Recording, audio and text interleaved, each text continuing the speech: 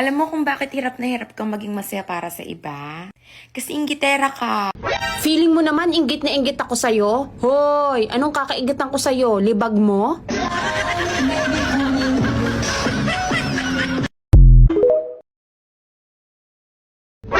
Simple lang naman ako. Masayahin, palatawa, kalog, hindi naman kagandahan na babae. Pero bakit inggit na inggit ka?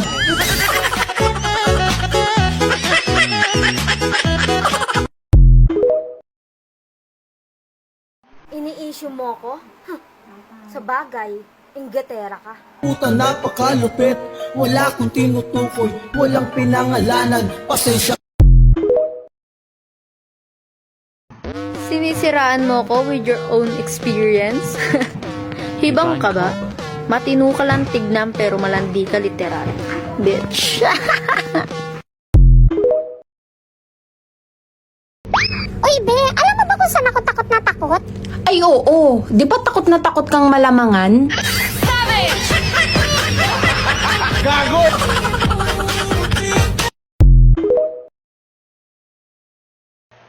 Takot na takot malamangan. Kaya kahit anong makita, ginagaya.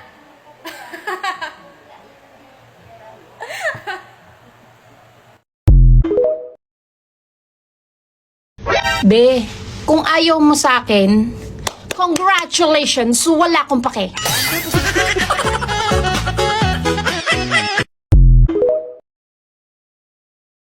Ako? Magsiselos? Hindi na pre. Mas maganda lahi namin doon.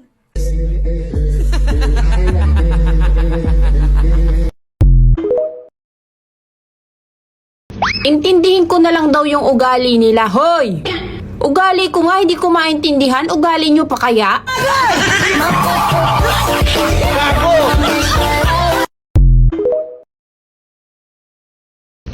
Pangit daw siyang magalit. Naku be, hindi ka pa nagagalit, pangit ka na.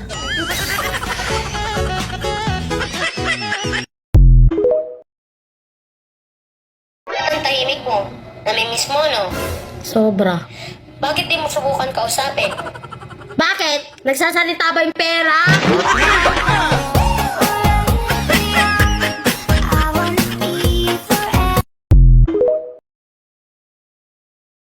Karamihan sa mga babae na yan hindi marunong magluto.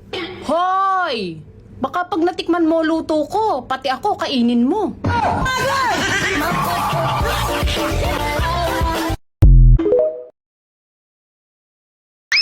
Alam kong hindi ako maganda sa personal. Pero ito lang ang sasabihin ko. Maganda naman ako sa TikTok.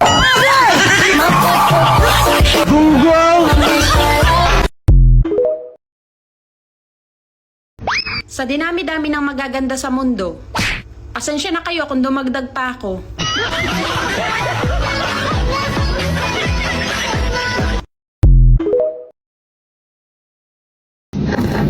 Ang papangit daw ng post ko. Bakit? Pinost ko ba yung mukha mo?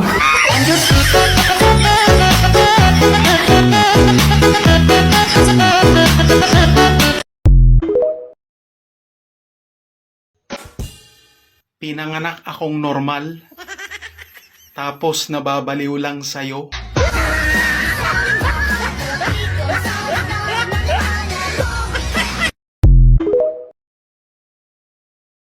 Hindi na effective yung Kispirin at Yakapsul. Mas effective ngayon, paracetamol.